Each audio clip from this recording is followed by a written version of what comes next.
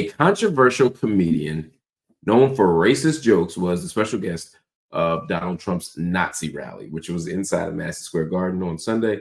And now, at a moment where Trump's trying to make himself more mainstream and more normal and more cool and less racist, kind of having a racist joke told by a racist person at a racist rally organized by your team could look crazy. So anyway, the comedians are roasting him now. Tony Hinchcliffe out the gate called, quote, Puerto Rico a flaming island of garbage. He also attacked migrants, black people, Jews, and said some of the most vile things about Latinos. It gets bad. Check out this little montage I put together. Believe it or not, people, I welcome migrants to the United States of America with open arms. And by open arms, I mean like this. I'm gonna let you hear so you can get his sense of his Believe vibe. it or not, people, I welcome migrants to the United States of America with open arms.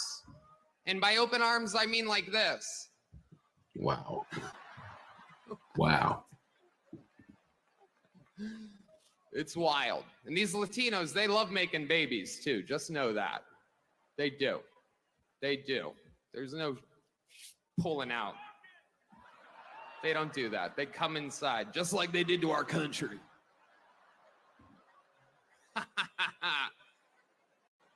Believe it or not, people, I welcome. So that's the shtick. Everybody's been outraged about it all day, among other things. There's so many things outrageous going on, but this wasn't the only thing, by the way, that was said that was horrible at Trump's rally. Each person seemed like they were trying to outdo each other for being more racist and repulsive than the person before him.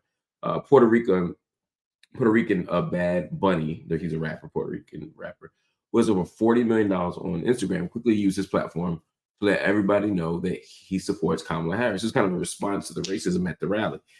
Jennifer Lopez, Ricky Martin, Marc Anthony, and Ariana Grande also announced their support for Harris. Republican politicians in Florida even condemned the joke, defending their Puerto Rican voters. It's not that they care about Puerto Ricans necessarily. They could, but we know that there's a Puerto Rican vote there that's very, very essential. I think 1 out of 5, maybe. It's some crazy number of Puerto Ricans in Florida. Anyway, that's a whole other thing.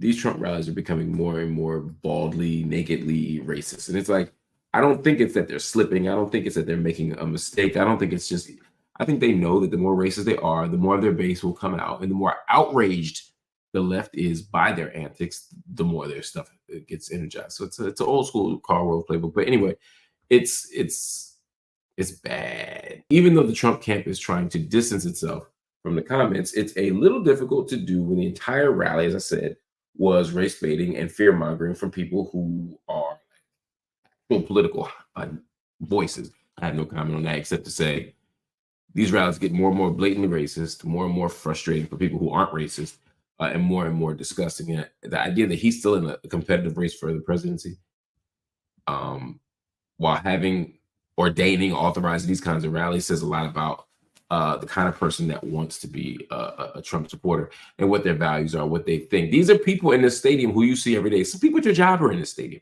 People who ride the elevator with you are in the stadium. Your Uber drivers, taxi. I mean, all throughout your world, there are people just like Trump and people just like the people in that room who find that kind of stuff funny. Now, what's interesting is the joke itself did not land well. The joke itself didn't land well, from what I can see. Not because the audience was so progressive or thoughtful. It's just, they know what it looks like, and they know that it's not going to help them win their case or make their case to America that Trump is next.